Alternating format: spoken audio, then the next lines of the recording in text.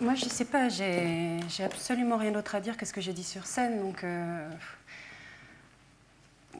voilà, l'essentiel de ce que j'ai à dire, moi je l'ai dit autour du piano pendant 1h30, donc je crois que les artistes n'aiment pas beaucoup parler d'eux-mêmes. Alors déjà, moi je suis pas sûre d'être une artiste, j'aime pas parler, puis j'aime pas beaucoup les questions, donc je sais pas. Parlons, moi j'aime pas parler, mais on peut parler, hein. Parce que vous m'avez installé là dans un endroit qui est un peu à moi normalement, vous avez mis des lumières un peu différentes. Oh, j'ai qu'à me dire que c'est pas moi. Si je dis de quoi je veux parler, on va vraiment en parler ou... Non. Bon. Okay. Alors, qui est Barbara? Ah, d'accord. Mais c'est pas très intéressant comme question. Enfin, je sais pas, je me réveille pas tous les matins en me demandant c'est quoi Barbara. Moi, je suis là parce que je chante et que faire une interview, ça fait partie de mon travail. Mais bon. Qu'est-ce que je fais aujourd'hui? Eh bien, à peu près pareil que vous, sauf que moi, j'ai déjà chanté. Est-ce que c'est très important de vous dire à quelle heure je me suis levée? Alors d'accord, je me suis levée à 7h. Vous avez l'impression de mieux me connaître maintenant?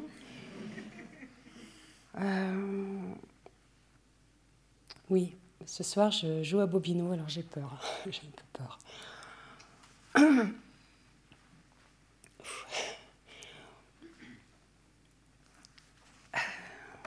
Chaque fois que je rentre en scène, j'ai peur. Tous les soirs, je me dis, mais je ne suis pas du tout faite pour ce métier-là. C'est... Le moment où je vais entrer en scène, c'est monstrueux. Le moment où on va au piano, c'est monstrueux. Mais bon, après, une fois que je suis sur scène, je pense plus du tout à ça. À partir du moment où je vais entrer en scène, moi, que ça soit ça ou autre chose, si un jour je devenais trapéziste, bah, ça serait pareil, je vivrais cloîtrée. En fait, j'arrive très tôt, je me refais une maison, je m'enferme, j'attends le soir, et j'attends les premiers éclairages, les gens qui rentrent, je prends le voile. Ce soir, j'ai 8 chansons nouvelles, dont je ne sais absolument pas quoi vous dire, tant qu'elles n'auront pas été accouchées par le public. Moi, je ne sais pas, ces chansons-là, je ne peux pas dire qu'elles sont étrangères à moi, parce que bon, c'est moi qui les ai écrites, mais j'ai peur.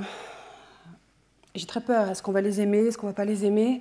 Moi, je les aime, je crois que je les aime. Je les aime. Non, je les aime, je crois que je les aime, mais je ne les entends pas encore. À part 3 ou 4, 3, non 3, oui, 2, 3, je pense, je les ai jamais chantées. Il y en a 2 d'entre elles, je les chanterai pour la première fois. Enfin non, il y en a une que je terminerai cette nuit, je pense, parce que comme ça, je la chanterai demain pour la première fois. Mais ça, j'aime beaucoup, hein, parce que c'est bien une chose qu'on jette comme ça. J'aime beaucoup, si vous voulez, ce combat-là, ce combat. Moi j'aime beaucoup. J'ai peur, mais j'aime cette peur. Je la cultive pas, mais je l'aime. J'aime ce rendez-vous-là. En fait, c'est comme des bras d'amour, vraiment. Ils me prennent dans leurs bras, les gens. Il faut aller au piano. Voilà. Une fois assise, c'est fini, c'est à moi. C'est le travail de dompteur, c'est à moi. Non, il n'y a pas de mauvais public. Il y a un public plus ou moins talentueux, mais souvent on est responsable. J'ai vu des salles qui font peur, on dit souvent les jeunes font peur, on entend effectivement des hurlements, mais une fois sur scène, il y a un silence religieux. J'entends les gens bouger, je les vois, enfin non, je les vois pas parce que je vois pas, mais je vois pas clair, mais je les entends. Et puis il y a les loups de la lutte, les loups du combat, c'est fascinant ça, les gens qui ne veulent pas venir, qui ne viennent pas, ça se sent très bien dans une salle, hein, on peut les localiser. Ils viennent pas, non, c'est leur droit, et puis tout d'un coup ils viennent. C'est difficile d'expliquer la scène, moi je sais pas. Pour moi, j'ai le sentiment, en tout cas, de faire un métier que moi j'aime passionnément, qui est mon souffle à moi, qui est ma vérité. Mais que ce soit une chose importante, non, absolument pas. En tout cas, il y a une chose grave. On s'aperçoit que c'est important pour les gens qui viennent. Moi, je ne le savais pas, ça, je l'ai appris, j'ai découvert ça en tournée. Il y a des visages. J'aime beaucoup regarder les gens pour qui je chante après. Je les vois après, je discute avec eux après. Et eux, ils m'ont appris que c'est important, en fait, cette minute-là. Et rien n'est important, si vous voulez. Hein. Chanter, c'est rien, finalement. Moi, j'aime chanter, mais c'est très égoïste. Moi, quand je chante, c'est monstrueusement égoïste, je pense. Mais moi, c'est la chose la moins importante. Moi, ce qui est important, c'est l'instant. C'est la conversation entre le public et moi. C'est quand on entre en scène comme ça, on s'isole, on s'enferme, on s'absente. Je m'absente de tout pour pouvoir mieux donner. C'est ça l'important, c'est donner. C'est une histoire d'amour entre le public et moi. Et alors, donc, plus je suis dans une grande salle, plus il y a du monde et plus... Alors, on me demande souvent, vous préfériez pas le cabaret? Ah ben non, bah pas du tout. Hein. Moi, je préfère 1000 fois être devant 2000 personnes. C'est plus extraordinaire. J'arrive à me replier, à me faire tout à fait un jardin de silence et à aller mieux vers les gens. Vous savez, il y a une chose qui est très curieuse. Quand je suis en scène... Vous pouvez me couper les membres, vous pouvez me tirer dessus, vous pouvez me blesser. Je sens rien. Moi, j'ai chanté avec une cheville cassée, j'ai chanté avec un doigt ouvert. Un jour, je saignais de la main, je suis rentrée sur scène, le sang s'est arrêté de couler, et puis il a recommencé quand j'en suis sortie. Moi, je ne peux pas vous expliquer ce qui se passe sur une scène, je ne peux pas le faire, je ne le sais pas. C'est le public qui me porte, qui m'emmène. C'est comme un état d'hypnose, en fait, je ne sais pas. Hein. Enfin, ce qui est important, c'est d'être sur une scène. Et si pendant une fraction de seconde, il y a 50, il y a 150, il y a 1500, 1000, 3000 qui ont envie de faire comme ça, c'est un instant des gens qui se détestent dans la vie et qui tout d'un coup, ils s'aiment ensemble, ils sont touchés par la grâce. Je pense que ça, c'est important. C'est un mystère de la scène, ce pouvoir qui est un faux pouvoir, mais enfin, quand même, j'ai conscience, c'est un vrai pouvoir. Tout d'un coup, vous dites à ces êtres, on est soudés, levez-vous, faites ci, faites ça, tu sens qu'ils vont le faire, c'est grave, c'est beau, mais c'est grave, c'est dangereux, c'est grave, c'est cruel, c'est merveilleux, c'est une déchirure qui est superbe.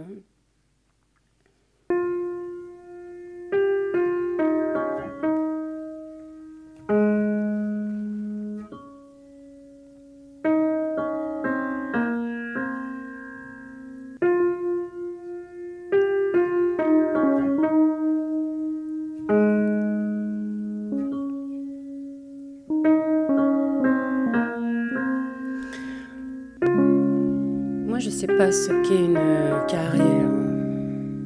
Je chante, voilà, parce que j'aime ça, parce que j'aime m'exhiber.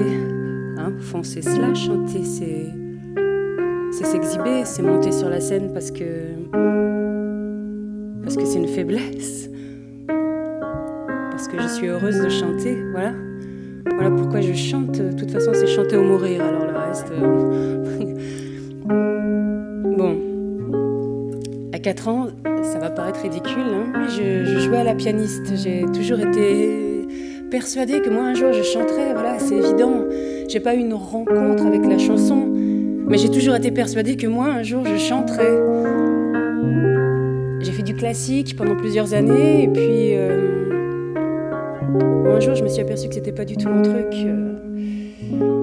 Je suis entrée au conservatoire, j'ai été acceptée jusqu'au 2e examen. Mais le reste du temps, je l'ai passé à jouer à la belote, rue de Madrid. Je crois que j'ai entendu un jour Edith Piaf et je me suis dit, oh là là. Dans ce temps, les gens qui faisaient du classique, c'était pas du mépris, mais bon, on parlait de variété, complexe, du contre-ut, du contre-là. Alors voilà, moi j'ai l'impression que j'ai toujours chanté, j'ai toujours décidé de chanter. Il y a un moment où j'ai pu monter sur une scène, si vous voulez. Je dis toujours que je suis une femme qui chante. Je ne suis pas une chanteuse. Je ne crois pas qu'on décide de chanter, je crois qu'on chante, je crois qu'on est brun, qu'on est blond. C'est une évidence, enfin, pour moi, voilà, c'est une évidence pour moi. Non. Non, chez moi, on ne chantait pas. Mais pas très loin, il y avait des Slaves, des saltimbanques, des gens du cirque, tout près de chez moi, très près de chez moi. Et donc, vous ne seriez pas en train d'essayer de me parler de ma famille, là? Hop, allez, on change. La première fois que je suis montée sur scène, c'était en Belgique. J'avais ouvert un cabaret qui s'appelait Le Cheval Blanc, avec 2 personnes, une femme formidable qui était une pianiste classique, une Georgienne qui maintenant est repartie en Géorgie, et un homme. Je ne sais pas si c'est vraiment la première fois que je me retrouvais en face des gens, je pense que oui. Donc à l'époque, moi je chantais Madame Arthur, tout ça. J'avais pas encore écrit de chansons, et là sont venus tout ce qui était, je dirais pas l'aristocratie belge, mais des avocats, des médecins. Et nous, on avait ouvert ça, on vendait des Coca-Cola. C'est pas en France que les choses se sont passées. Je me trouvais, non, en Belgique à ce moment-là. C'est normal, hein, j'avais 22 ans, j'allais pas démarrer à 12 ans non plus. Donc, et après, l'Écluse, Moineau, rue Guénégaud. Ça, c'est très important parce que je suis restée très longtemps. Et puis, c'est là qu'ont démarré beaucoup de gens. Il y avait un tiroir-caisse qui faisait une espèce de musique pendant qu'on chantait. Les chats mettaient bas dans la cuisine. C'était un tout petit cabaret. C'était magnifique. Ce qui m'agace sur la chanson française, c'est qu'on ne parle pas des lieux. Mais parce qu'un lieu, ça donne un espoir aux fragiles, ça ouvre des portes à des gens. À l'Écluse, moi, je suis restée 3 ans, je suis restée 6 ans, je ne sais plus. Je bougeais plus, en fait. Ça a été la première maison que j'ai trouvée. Là, il y avait un cœur qui battait. J'ai rencontré une famille. Et au fond de moi, j'y suis encore, hein. Parce que c'est là que j'ai commencé à respirer.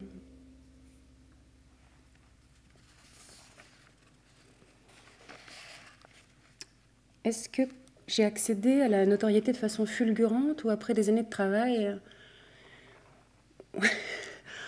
Non, mais c'est normal que ce métier s'apprenne en 12, 13, 14 ans. Non, je trouve que c'est pas long.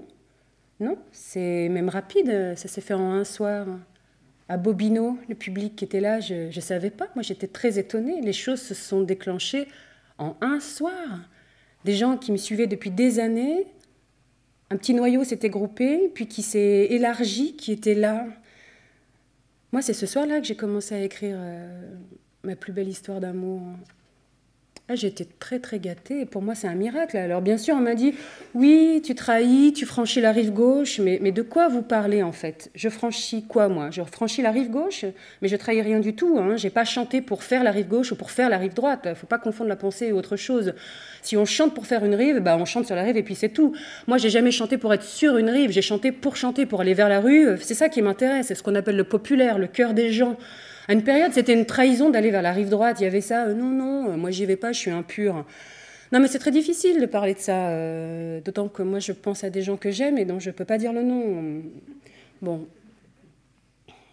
Enfin, ce qui est important, c'est que je perde pas l'amour. Moi, c'est ça qui importe, qui m'importe. C'est pas d'être bonne ou mauvaise, d'être rive gauche, d'être rive droite, ça m'est complètement égal. Hein. Moi, ce qui m'importe, c'est de pas les perdre, eux. Qu'est-ce que l'inspiration ? Oh non, mais ça veut rien dire. Ça veut dire quoi? Ça veut rien dire. Qu'est-ce que vous voulez dire par là? L'inspiration. Comment vient l'écriture, hein? Vous savez, moi, je ne suis pas quelqu'un qui écrit. Voilà, je me promène. Ce sont des émotions. Je l'ai dit des tas de fois. Hein. C'est ma vie de femme. Je ne peux pas dissocier. Je ne sais pas. J'écris. J'entends la musique et les textes en même temps. Je ne suis pas quelqu'un qui écrit. Enfin, ce qu'on appelle vraiment écrire. J'écris des chansons comme une lettre. Voilà, moi je crois qu'on écrit une chanson comme on écrit une lettre. Si vous aviez une autre tête, est-ce que vous chanteriez les mêmes chansons? Ah, sûrement pas. Non, mais qu'est-ce que vous voulez c'est difficile cette tête-là, je sais pas. J'écris pour cette tête-là. Donc si j'étais blonde, j'écrirais certainement autre chose. Vous comprenez? Vous me parlez de ma tête. Non, mais vraiment, c'est drôle. Non, ben non. Non, je serais différente si j'avais une autre tête. Puis c'est pas important tout ça, la tête que j'ai. Une tête de pirate? Vous trouvez que j'ai une tête de pirate? Je sais pas. Moi, j'aimerais avoir une tête de femme. Une femme pirate? Ben oui, mais tant pis, tant mieux, enfin, je sais pas. Je fais peur aux gens? Attendez. Il y a des gens qui pensent que je suis agressive. Bon, alors là, ça m'ennuie de parler de moi, hein, mais là, il va falloir que je vous réponde. Mon physique, je pense que c'est un physique qui est étranger à beaucoup de gens et qui dérange beaucoup de gens et qui m'a aussi beaucoup dérangé moi. Mais une fois que ce physique a été accepté, je me suis sentie mieux dans ma peau. Donc il est possible que je dérange par une forme d'agressivité, mais les chirurgiens, non, non, j'ai pas envie, non. Bah, peut-être que ça serait mieux, oui, mais j'ai pas envie. Ben non, je sais pas, je serais différente. Hein. C'est pas que je m'aime comme je suis, mais enfin je suis comme ça.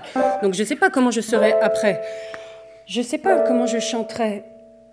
Je sais pas ce qu'il arriverait si tout d'un coup on... Non, moi je veux pas toucher. Moi. Non. Ce qui m'a aidé à accepter ce physique-là, c'est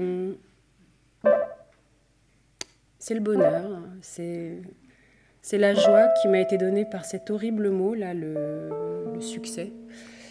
Ça m'a rendu un naturel et j'ai accepté ce physique-là. Voilà, je trouve pas... Bon, c'est pas Ophélie, hein, mais bon, voilà, c'est comme ça maintenant. Barbara, c'est le mystère. Oui, le mystère, en fait, c'est les autres qui ont voulu que je sois mystérieuse. Parce que moi, je me trouve pas mystérieuse, évidemment. Hein. Puis qu'est-ce que c'est le mystère? J'en sais rien. Qu'est-ce que c'est? Moi, je sais pas. Qu'est-ce que c'est le talent? Je sais pas. C'est peut-être seulement... savoir sourire, entrer en scène, je sais pas ce qui leur fait dire que je suis mystérieuse. C'est plutôt... Non, moi je crois que je suis plutôt étrangère. Parce qu'on m'a souvent vue avec un corbeau sur l'épaule, mais c'est pas ça du tout. Moi je suis quelqu'un de très gai. Avant, j'étais quelqu'un, j'étais une femme. Et puis j'ai tué cette féminité volontairement, consciemment, comme ça, lentement au cours du temps, parce que pour moi, être une femme, c'était très difficile. J'étais quelqu'un de très vulnérable, j'étais comme crucifiée par des choses. Alors j'ai refait quelqu'un. J'ai coupé mes cheveux, j'ai cessé de me maquiller. Et cette féminité que j'ai tuée volontairement pendant des années comme ça, ben, elle a ressurgi malgré moi.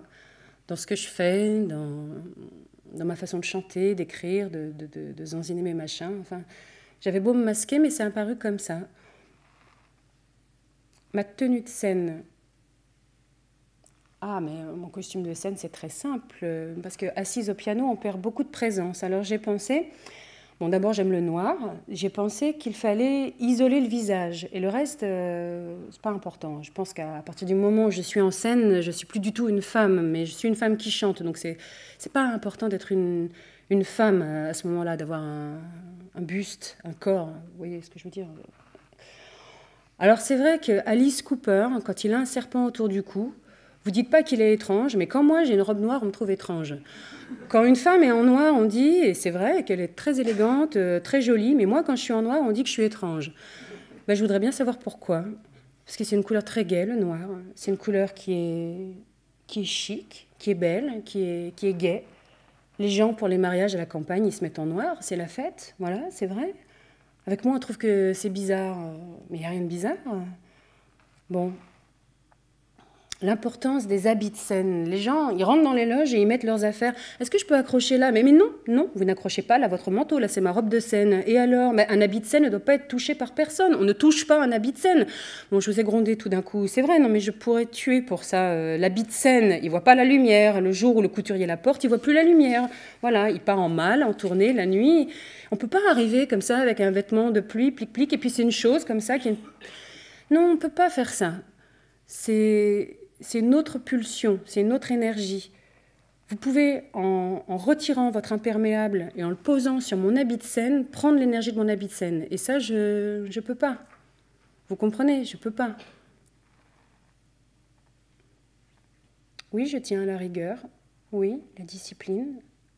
Surtout la rigueur. Quand on sait parfaitement ce qu'on ne veut pas, à coup sûr, on passe facilement pour...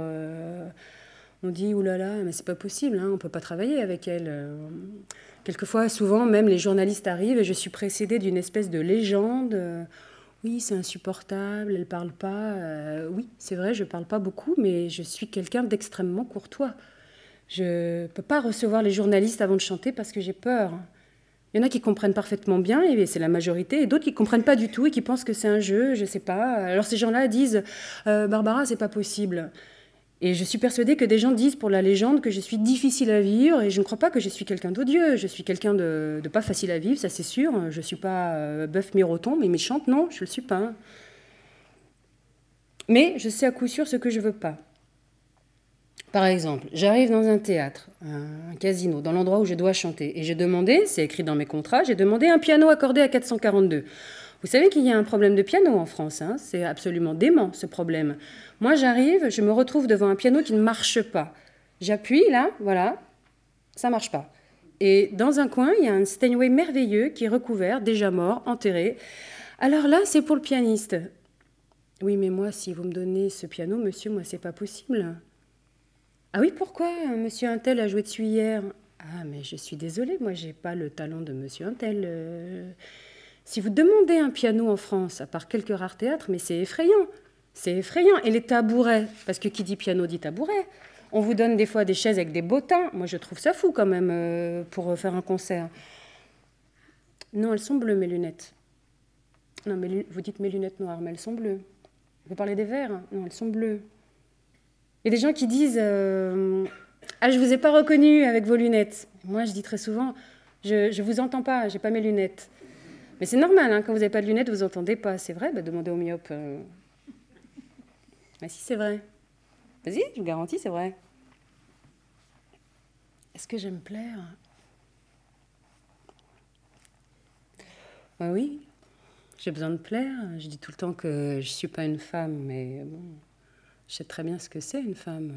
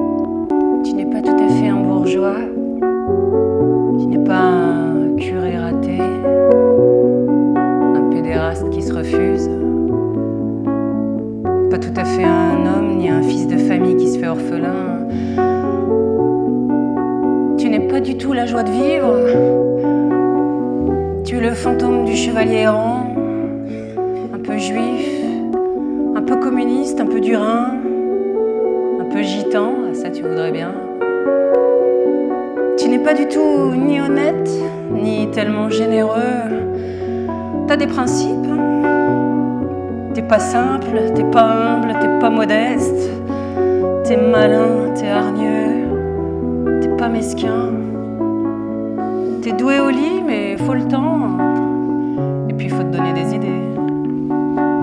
T'es pas du tout cancéreux, t'es pas adulte, t'es très noble, t'as des beaux sentiments, tu sais faire les feux de cheminée à Noël. T'as le sens du zinzin, ça c'est merveilleux. T'es mal élevé, t'es très intelligent, un peu lent, dangereux, un bon père. Tu déséquilibrerais le mieux portant. T'es noble, t'es assez fin. Tu tripotes un peu la vérité, la politique, les squelettes. T'as ton petit cimetière de rois, de reines, de chevaliers, de héros, de poètes. Tu fais vivre tout ça très joliment. Bon, d'accord.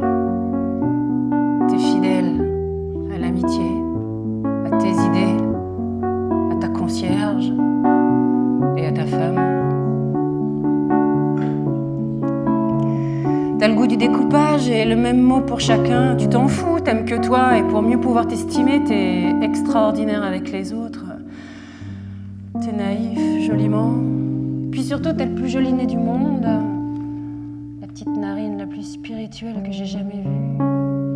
T'es drôle, t'es beau en voiture, tu me plais bien, et puis à moi, tu sais bien me faire l'amour, tu me fais rire, tu sais me tenir les reins.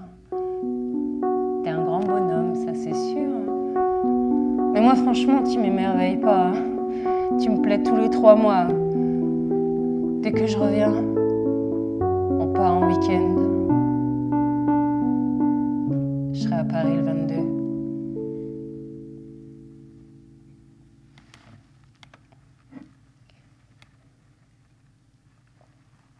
Je suis dans une chambre glacée, sordide. En robe, il est 5 h du matin, je peux pas dormir. Mon tour de champ, c'est honteux tellement ça marche. Je gagne 40 000 par jour. Ma mère est heureuse. Enfin. Peut-être que je pourrais aider un môme à démarrer dans la vie en lui laissant de l'argent. En tout cas, quelle farce, hein, tout ça. Et les gens sont d'un respectueux partout. Ils m'ont vu à la télé. Bon, bref, j'ai l'air riche, et je le suis d'ailleurs. Et puis j'ai des parfums, j'ai mes déshabillés de chez Dior. Les comédiens, ils osent plus me parler. Je vis seule. Voilà, je les vois qu'au théâtre. Eux, ils gagnent 5 000 au plus par jour. Dans la rue, je les reconnais même pas. Puis moi, j'ai des facilités partout, c'est injuste. Je fais même pas l'effort de sourire. Tout le monde me pardonne avec un air entendu et complice. Je fais la gueule. Et si on me parle de poésie, Rimbaud, je dis que je connais pas. Je signe mes disques et je m'en vais parce que c'est vrai que j'ai honte de les voir acquitter une signature à une rien du tout comme moi. Non, mais j'en ai les larmes aux yeux. Ils m'emmerdent, c'est vrai, quoi.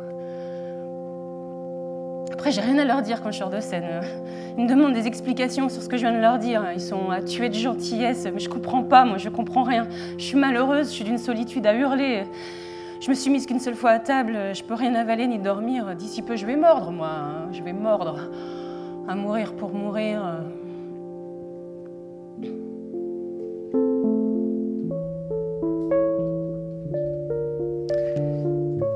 Et 6 heures.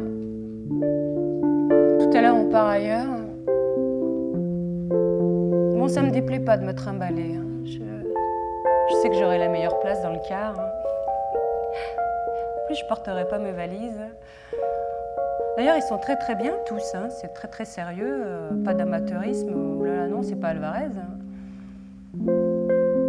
Voilà. Tu m'as appris tout. Non, mais pas tout. Mais beaucoup. Ça c'est rien.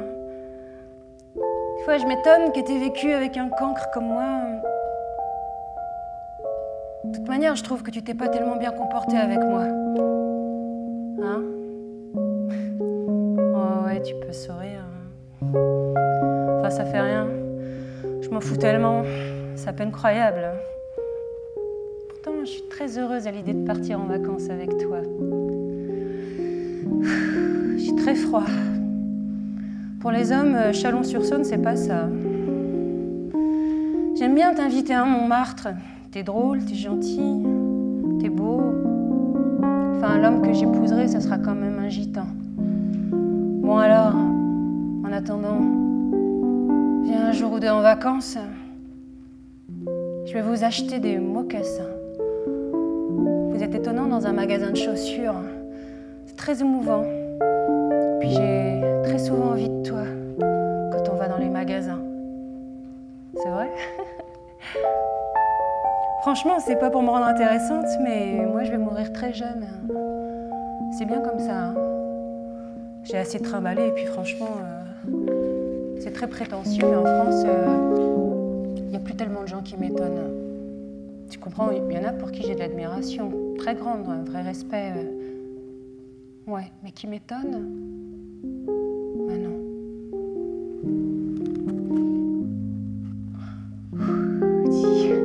J'ai froid et je fais un métier merveilleux. Et terrible, terrible. Je sais que tout a été dit là-dessus, mais franchement, c'est terrible. J'ai faim, j'ai des billets de 100 000 plein les poches et j'ai faim. Je peux même pas boire un café. Je pourrais crever ici dans une misère plus grande que celle que j'ai jamais connue, mais c'est un désert, c'est un vrai désert que je me suis fait. Mais c'est bien comme ça. J'ai froid aux reins, je crois que je suis au bout de ma vie. Je le sais, c'est pas parce que j'ai froid, c'est parce que c'est la fin de la nuit que je dis ça. C'est vrai. Je suis même pas triste. Je suis étonnée. Je suis étonnée et honteuse de tout ce qui m'a été donné. Alors que tant d'autres qui faisaient des choses importantes se sont meurtris, déchirés, privés, ils ont vécu comme des misérables sans se plaindre jamais, ils sont morts dans l'oubli. Ouais, c'est bête ce que je dis, hein. C'est bon, je sais ce que je dis, mais c'est bête. J'ai envie d'un morceau de volaille. Je connais que toi au monde qui pourrait à cet instant me ramener une petite bécasse, une petite perdrix, une petite dinde, une petite bestiole, un lapin, un lièvre. Hein? Toi là, tant que tu m'aimes, mais que je t'émeus, je sais pas pourquoi, tant que je t'agace, ça je sais pourquoi, que je te brûle les mains à les toucher, tant que je suis ton zinzin,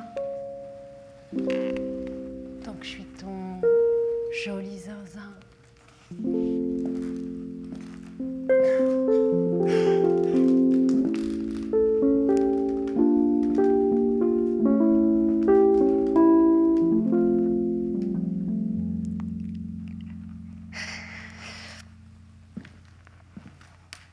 Moi, je dors pas la nuit.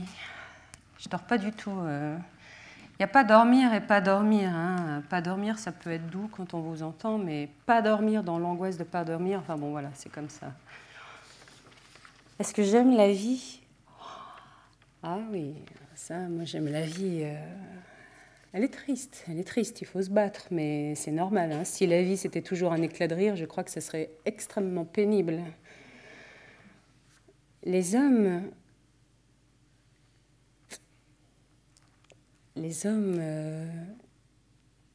non, c'est pas du tout des ennemis, non, pas du tout. Mais pourquoi vous dites ça? Non, pas du tout, ils sont comme moi. Homme, enfin, attendez, homme, vous sous-entendez individu, un homme ou... Enfin, vous me demandez si j'aime les hommes, moi.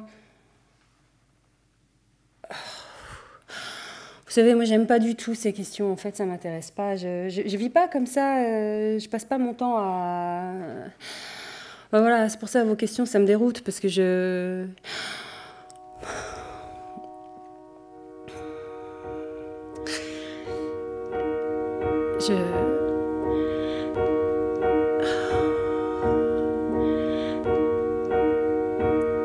Les hommes,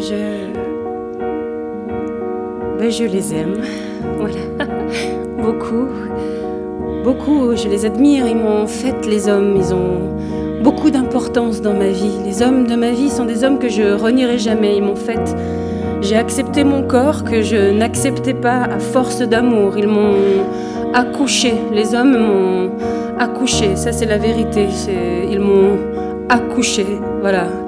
J'ai été mariée, oui, à 22 ans. C'est drôle parce que je m'en souviens plus, en fait. Mon passé, c'est mon présent d'aujourd'hui. Le reste, je m'en souviens plus.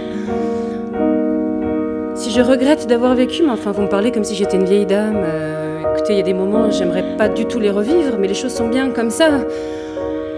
En général, c'est les femmes qui accouchent les hommes, en peinture, en littérature. Mais moi, je sais pas si c'est normal ou non, mais c'est les hommes qui m'ont faite. Et voilà, les hommes m'ont accouchée.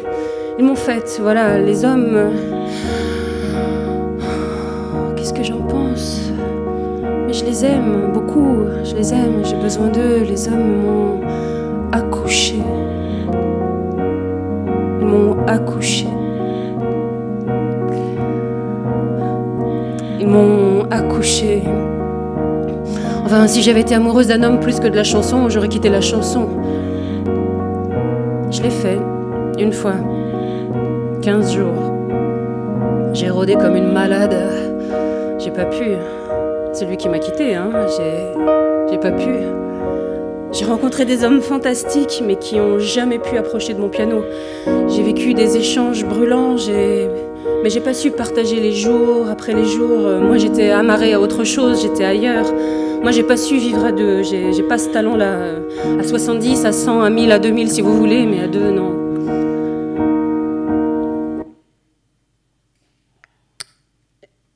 Non, je suis pas à l'aise dans les chansons des hommes, dans les chansons d'amour des hommes. Les hommes, enfin, quand je parle des hommes, je parle surtout de Georges Brassens, Jacques Brel. Je suis pas à l'aise dans leurs chansons d'amour qui sont fort belles, mais je sais pas expliquer où est la différence. Mais je sais que moi, j'ai commencé à oser chanter l'amour avec mes propres chansons d'amour. Peut-être parce que elles avaient été vécues, griffées quelque part. Je crois que ma première chanson d'amour, c'était Dis quand reviendras-tu.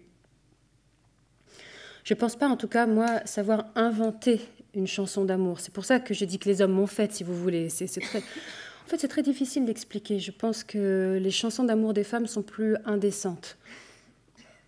Et non, je décide pas de chanter mes propres textes. Écoutez, vous entendez, je ne décide pas les choses. Je n'ai pas décidé que j'allais écrire. Vous savez comment je suis. Moi, je décide et puis après, hop, immédiatement, je suis terrifiée et je m'en vais. Est-ce que j'ai l'impression de défendre quelque chose? Est-ce que je pourrais avoir l'idée d'une chanson commerciale? Non. Oui. Non, enfin, c'est-à-dire, à partir du moment où on fait une chose, qu'on est pris dans un engrenage, on a beau dire c'est rien, en fait, c'est pas vrai. J'ai l'impression que je défends quand même une conception de la chanson, oui. Mais commercial, bon, c'est un mot que j'aime pas beaucoup. Hein. Commercial, c'est un peu comme le mot rive gauche, comme le mot intellectuel. Ça veut pas dire grand-chose. Enfin, la moutarde de Dijon n'était pas commerciale avant qu'on la répande partout. Pour moi, c'est pas ça du tout. C'est pas ça du tout, en fait. Pour moi, c'est de la rue. Je sais pas, c'est une enfance, c'est une fleur, c'est là, voilà. Hop, c'est la vie. C'est le battement des choses. La poésie, non. Alors, une chanson peut être poétique, mais ça ne veut pas du tout dire que c'est un poème. Quand on me dit « Vous, Barbara, vous êtes un poète », alors non. Non, moi je ne suis pas un poète du tout, mais pas du tout un poète. Les chansons peuvent être poétiques, mais moi, je ne peux pas être lue comme ça. Ça ne tient pas la lecture de moi. Non, c'est ridicule. J'ai jamais songé qu'on pouvait refaire le monde avec des chansons, ni qu'on faisait la guerre avec des chansons. Il faut redescendre dans la rue, hein, où vous comprenez, quand on me dit oui, vous faites des chansons engagées, j'ai honte, parce que moi, je ne fais pas du tout des chansons engagées. Et quand on me dit vous en faites pas, j'ai pas honte, parce que c'est vrai, bon, j'en fais pas. Göttingen, c'est une chanson d'amour, c'est la. Alors, elle est peut-être complètement dépassée, mais c'est une chanson d'amour. Gainsbourg, lui, c'est un homme parfaitement de son siècle, tandis que moi, qu'est-ce que je fais? Moi, je radote. On me dit qu'est-ce que vous faites? Je dis, je fais rien. L'amour, toujours, toi, demain. Voilà. Vous empêcherez pas qu'à travers tout le progrès, une larme, ça sera toujours une larme. Un sourire sera toujours un sourire. Et Dieu merci d'ailleurs, c'est très bien comme ça. Mais moi, je ne descends pas dans la rue avec une chanson, moi. Il y a des gens comme ça qui crient très très fort pour des grandes causes et qui ignorent absolument que leurs voisins crèvent de faim. Mais qu'est-ce que ça peut bien signifier dans ce monde terrifiant d'aller dire « Attention, je vais chanter !» Non, mais quand même, il y a un enfant qui meurt dans la rue chaque seconde. Alors on sait ce que c'est, et puis on sait ce que c'est d'horreur. Alors il vaut mieux se faire tout petit quand on chante. Dans ma vie de femme, j'ai certainement fait beaucoup de choses dont j'ai honte. Mais dans ma vie de femme qui chante, non, je ne crois pas. Non, je ne crois pas. On m'a beaucoup donné. Alors, le moins que je puisse faire, le minimum, c'est d'être vrai. Et puis, vigiler. Vigilez tout le temps.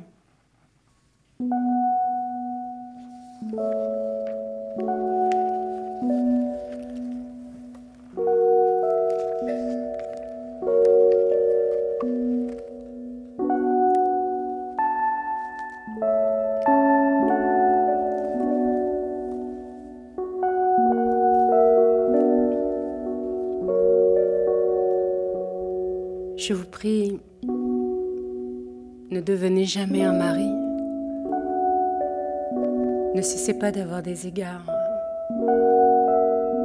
Le jour où vous cesserez de me baiser la main, vous ne serez plus mon amant. Je vous prie, soyez un homme que je désire toujours, encore. Ne vous reposez pas sur l'habitude. Ne galvanisez pas l'amour en mots. Ne faites pas visiter notre chambre. Je vous prie, ne cessez pas de croire et restez l'homme que je respecte et que j'admire infiniment. Ne me laissez pas la liberté qui nous perdrait.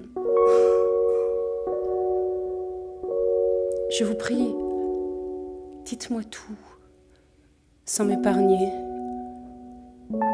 et redonnez-moi le goût de vivre. Ne soyez pas un bêtement peuple, et ne croyez pas à une générosité en vous taisant sur les choses qui vous agacent. Soyez courtois avec les dames de toutes conditions, je pense aux serveuses, et n'oubliez pas que nous avons le privilège de faire ce que nous aimons comme nous l'aimons. Nous avons le privilège de faire ce que nous aimons comme nous l'aimons. Et que nous devons mentir. Et surtout, je vous le demande, pardonnez cette lettre qui peut paraître prétentieuse, mais qui vous dit seulement l'angoisse que j'ai de voir se mourir la passion et l'amour qui me portent, et dont, je vous l'ai dit, je fais ma religion. Aujourd'hui, ça a été une journée pénible.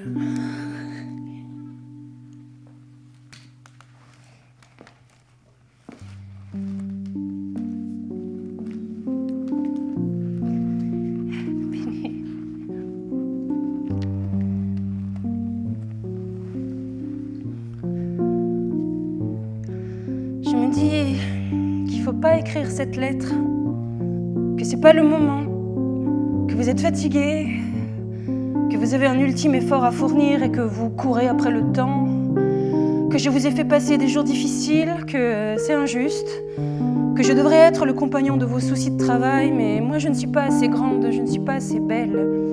Je suis, comme je le dis en riant avant tout, une femme qui chante. Alors j'écris cette lettre. Je ne suis pas très heureuse. Et surtout, je m'inquiète de demain. Je m'inquiète des hommes. Chaque soir, je devrais vous laisser dormir, c'est votre premier désir. Je ne peux pas. Ce n'est pas mon rôle de toujours vous violer. Je devrais laisser dormir votre fatigue d'homme qui travaille. Je ne peux pas.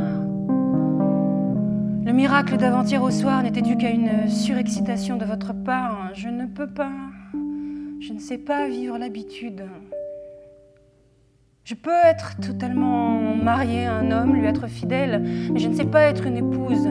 Mon cœur ne souffre pas, mon corps souffre, ma peau souffre de ces matins hâtifs qui viennent à l'usine, de ces bonsoirs de la nuit, de ces bonjours du matin. Ah, c'est mal cette lettre. Bien sûr, je vous aime, bien sûr, mais je n'ai pas passé près de vous le temps de ne rien faire. D'ailleurs, vous ne savez pas rien faire. Même en vacances, il faut faire du ski pour se délaisser, pour faire sa santé, pour faire sa forme. Mais rien faire. Oubliez tout. Rêver, jouer ensemble. Vous ne savez pas. Vous êtes trop intelligent. Bon, bien sûr, en ce moment, cette lettre est parfaitement injuste. J'ai peur pour nous, je vous le dis. Je sais le sacrifice que vous faites pour ma santé de me laisser parler avec un autre homme qui peut être un danger. Je sais l'amour que vous me portez et je devrais, au nom de cet amour, être fidèle à cet amour. Mais moi, je trimballe mon corps avant ma tête. J'ai le mal de peau comme d'autres ont la migraine. Puis je souffre vraiment de penser que pour l'intensité d'un soir, mon lendemain est banal. Alors au nom de l'amour, je vous le demande, rendez-moi ma liberté. N'acceptons pas de vivre moins, tuons l'habitude, ne soyons pas mari et femme. Et si votre santé ne peut supporter la femme que je suis, eh bien séparons-nous au moment où nous nous aimons le plus. Ayons le courage d'aimer et de mourir d'amour. Demain, il y aura autre chose, comme, je sais pas, une blonde, menue, jolie, plus sage, moi je sais pas. Je m'en veux de vous le dire aujourd'hui. Ce soir, ne craignez rien, je serai comme d'habitude. Pardonnez-moi, vous m'avez tout donné. Moi, je voulais plus, encore. Alors mieux vaut se séparer. Je ne veux pas un jour devoir vous mentir ou vous être infidèle.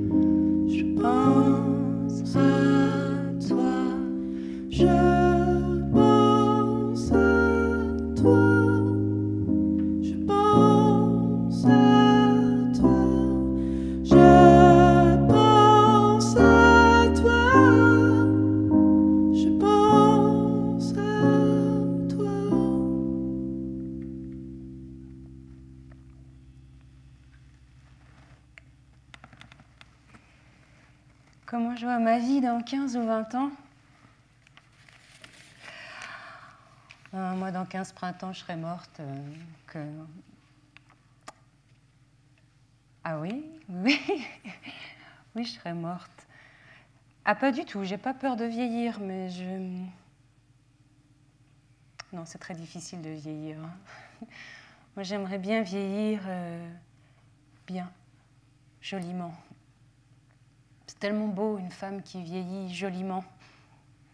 Mais bon, voilà, moi, je n'aurais pas ce problème-là. Ah ben non, c'est pas triste. Qu'est-ce qu'il y a de triste là-dedans? Je pense que des êtres peuvent très bien mourir à 30 ans, à 20 ans. C'est absolument pas triste du tout. Non, je vois pas.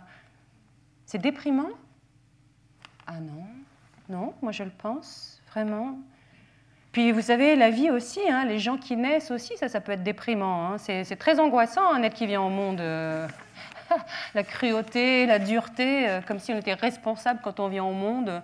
On vous dit, ah là là, moi j'aimerais bien avoir 20 ans, mais c'est l'âge le plus difficile à vivre, 20 ans.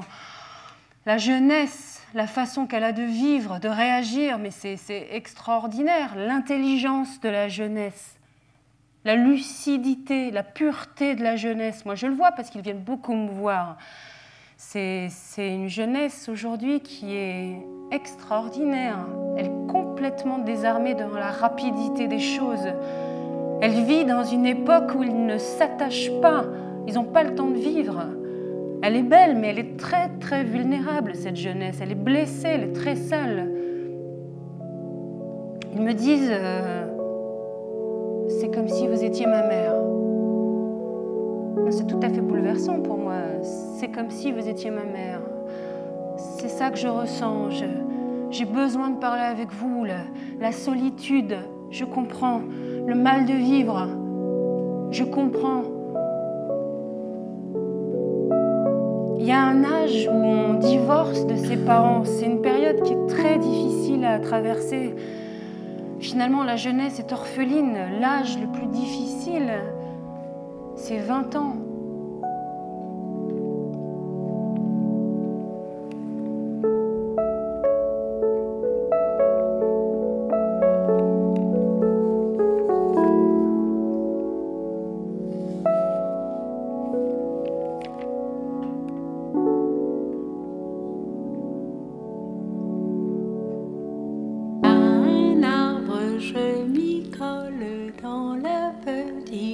Saint-Amand. Je t'attrape, tu t'y colles, je me cache à toi maintenant. Y a un arbre, je m'y colle dans le petit bois de Saint-Amand.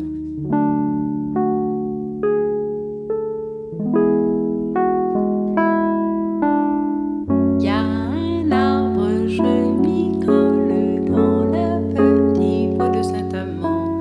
Je t'attrape, tu t'y colles, je me cache à toi maintenant. Y a un arbre, je m'y colle dans le petit bois de Saint-Amand.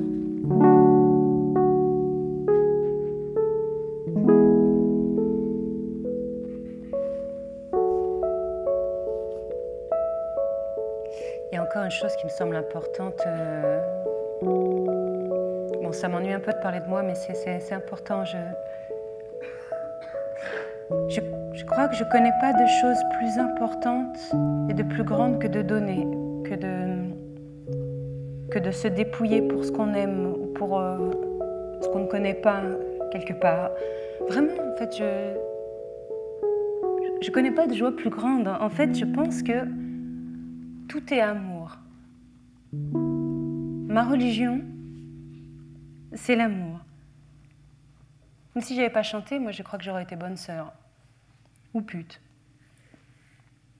Je pense qu'il faut vivre jusqu'à la déchirure, qu'il faut se brûler passionnément. Les enfants sont dévoyants. Il y a une petite fille de 5 ans qui est très proche de moi et qui m'a dit « Toi, quand tu chantes, tu vois tout. » Ah bon ? Qu'est-ce que je vois ? Ben, tu vois la mer et tu vois le soleil. J'ai pas de passé, j'ai pas d'avenir, mais j'ai l'instant présent très fort, violemment. Je crois qu'il faut pouvoir et savoir refaire sa vie chaque matin. C'est très important. Il faut savoir refaire l'amour chaque matin. Je veux dire par là se reconquérir.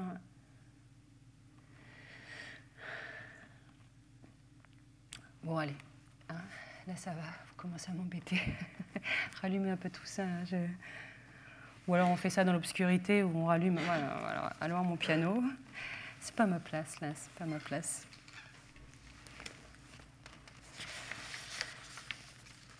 Alors...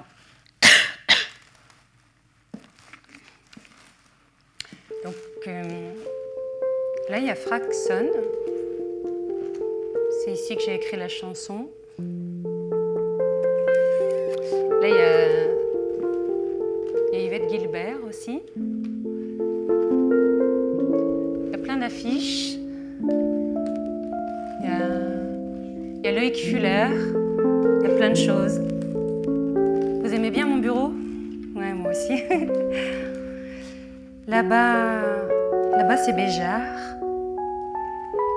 Là, c'est Higelin. Puis,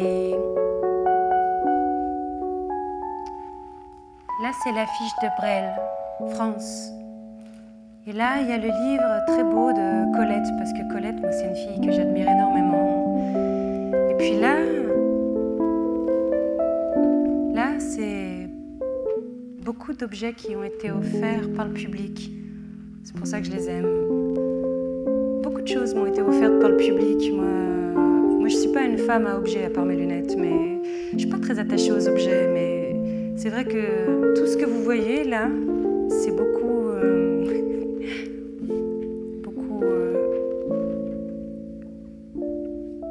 quand quelqu'un du public vous offre un objet qui tient dans le creux de sa main. Moi, j'ai tout gardé. Ce que j'ai pas gardé, c'est simplement que j'ai dû le perdre ou l'égarer, mais sinon, j'ai tout gardé. Enfin, je vous dis tout ça parce que ce soir, je vous dis tout. Hein, c'est comme les gens qui arrivent.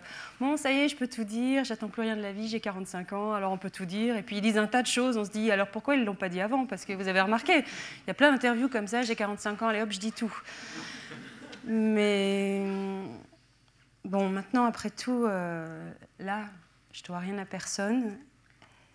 Et je crois que j'ai été très courtoise avec la vie, alors ça suffit comme ça. J'ai le souvenir